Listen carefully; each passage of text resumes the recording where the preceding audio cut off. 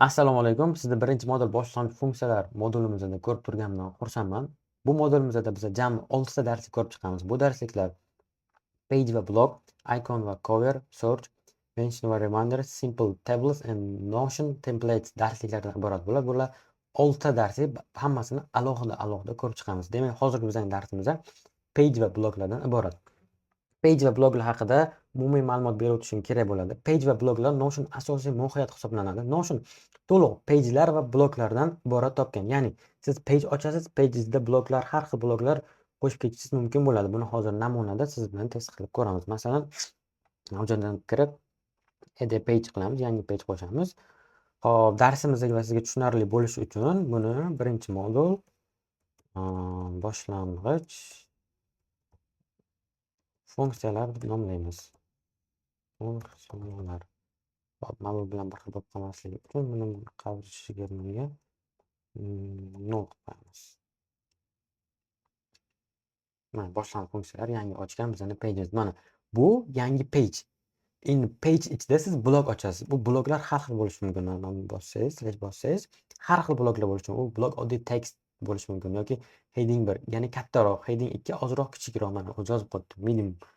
Minimum o'rtacharoq. Heading 3 undan ham kichikroq heading hisoblanadi. Undan tashqari siz bullet list qilishingiz mumkin.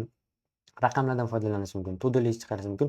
Bunaqa bloklar Notion'da juda ko'p. Bular oddiy tekst bo'lishi mumkin yoki qanaqadir table bo'lishi mumkin yoki qanaqadir oddiy chizig'i bo'lishi mumkin. Undan tashqari barcha qo'shadigan narsalaringiz page ichidagi bloklar hisoblanadi. Ya'ni mohiyatini tushunib olsangiz hammasi oson bo'ladi.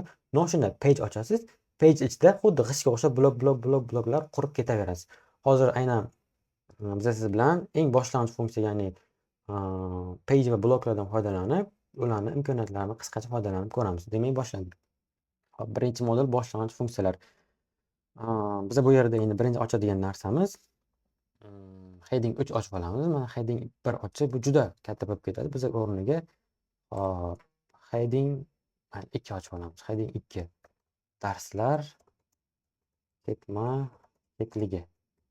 Darslar ketma-ket ochamiz va enter qilib pastga tushamiz. Endi bizga xuddi mana bu page yaratgandek bizga to do listlar qilishimiz kerak bo'ladi. Buning uchun pastki qismga yana slash bosamiz va bu yerda masalan oson to do yozsangiz to do list chiqib kelishi mumkin yoki shuni bosib ozroq pastga tushib to do list bor, uni tanlaysiz. Mana to do list ochildi. Demak, bizning hozir birinchi darsimiz blog, page va bloglar. Page va bloglar. Page va bloglar. Xo'p, enter bossangiz yana to do list ochib ketaveradi. Lekin to do list ochib to'xtatish uchun siz delete qilib, keyin enter tanlashingiz kerak bo'ladi. Agar keyingi enter bosib delete qilmasangiz, u ketma-ket sizga to do list ochib ketishi mumkin.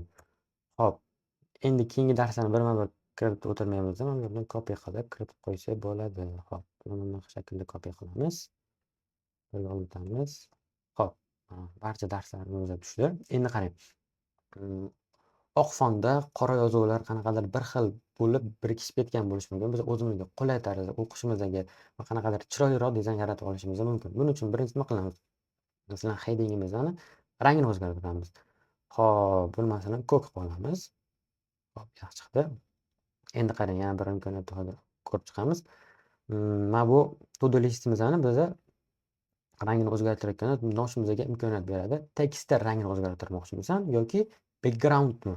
Ya'ni buni o'zingizga kerakli qulay variant tanlab olamiz. Hozir biz tepani ko'k qilganimiz uchun pastki qismdagi orqa backgroundni ko'k qilsak, menimcha chiroyliroq ketadi.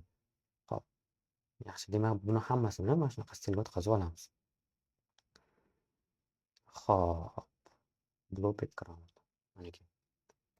Hop. Endi bundan tashqari, biz oddiygina tekst yozgandan ko'ra, ularni tekstni formatini ham o'zgartirishimiz mumkin. Masalan, mana bu yerdan olti nuqtachani bosamiz va bu yerdan bosib kirgandan ko'ra, masalan, bu yer umumiy ochib olgan ko'rsangiz, aynan tekst formatini o'zgartira olmaymiz. Lekin siz o'zgartirmoqchi bo'lgan tekst o'zini belgilashingiz mumkin. Shunaqa tarzda belgilaysiz va shu tekst o'zini o'zgartirish imkoniyatlarini beradi sizga. Masalan, uni bold qilish, italic qilishingiz mumkin, underline qilishingiz mumkin yoki ustdan buni chizib tashlashingiz mumkin yoki qanaqadir formulaga boshqa narsaga o'tkazishingiz mumkin. Biz hozir hammasini belgilab, ularni birinchi navbatda bold qilib olamiz.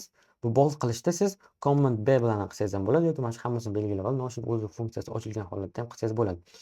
Xo'p, yana nima qilsa bo'ladi? Bold qildik. Bular darslar bo'lgani uchun ularni hammasini tagiga underline chizib olishimiz ham mumkin. Notion'da page va bloklar darsimiz mana shu qismdan iborat edi. Buni hozir men bajarganimda o'zingizni Notion akkauntingizga bajarib ko'ring. Savollaringizni guruhda yozing. Keyingi darsda biz siz bilan icon va cover mavzusini ko'rib chiqamiz.